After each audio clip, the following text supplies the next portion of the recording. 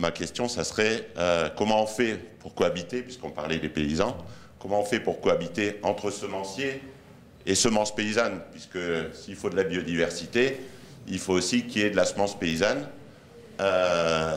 Votre père n'était-il pas agriculteur au départ, producteur de semences paysannes? Très bien, merci beaucoup. Monsieur Després. Mon père, mon grand-père, mon arrière-grand-père et moi-même, je suis un peu exploitant agricole, mais enfin, moi j'exploite puisque le terme est bien approprié pour moi, puisque je ne peux pas tellement me réclamer d'être un paysan, même si dans le cœur je le suis. Parce que tout simplement, je n'ai pas le temps avec toutes les occupations. Mais ce que vous dites bon, c'est ce que j'ai dit un petit peu tout à l'heure. Il faut de la diversité, il faut des intervenants. Et le plus important, et vous l'avez dit, c'est qu'il faut des agriculteurs, il faut des paysans. Si on n'a pas d'intermédiaire, mais on n'a plus personne. Si on n'a plus de consommateurs, on ne sert à rien. Si on n'a plus l'industriel pour transformer, on ne sert à rien. Et l'industriel, sans paysan, il ne sait rien faire. Donc les différents intervenants, il faut qu'ils soient là. Et en termes de masse, les paysans représentent une masse normalement importante dans la filière.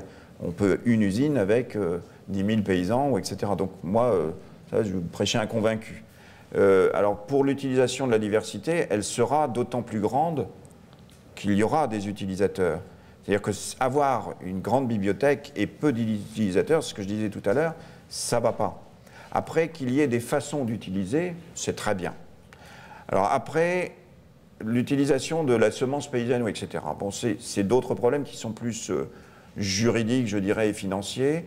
Il faut trouver un équilibre entre des gens qui font de la recherche pour améliorer les choses et qui doivent en vivre, et un agriculteur qui, quel que soit le système, doit en vivre.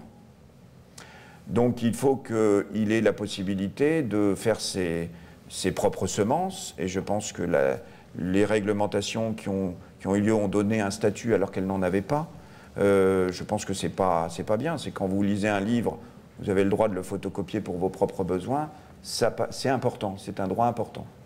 Mais c'est aussi important que l'auteur du livre touche des droits d'auteur pour continuer à écrire. Parce que lui, il a envie.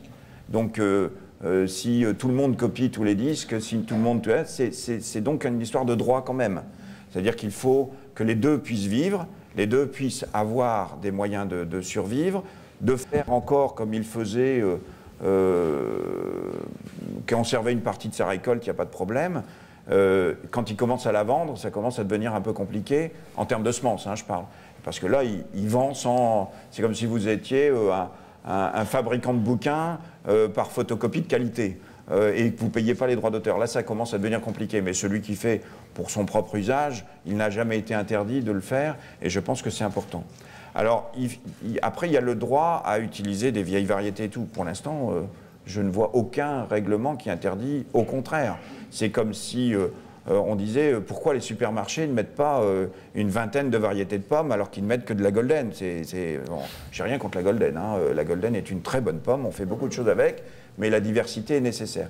Donc cette question amène en fait le respect des différents acteurs et essayer de trouver un moyen. Je sais bien que les lois ne répondent pas à tout, mais essayer de trouver un moyen législatif qui permette à tout le monde de vivre, à tout le monde d'avoir de la diversité dans ses façons de faire, en respectant au mieux les systèmes.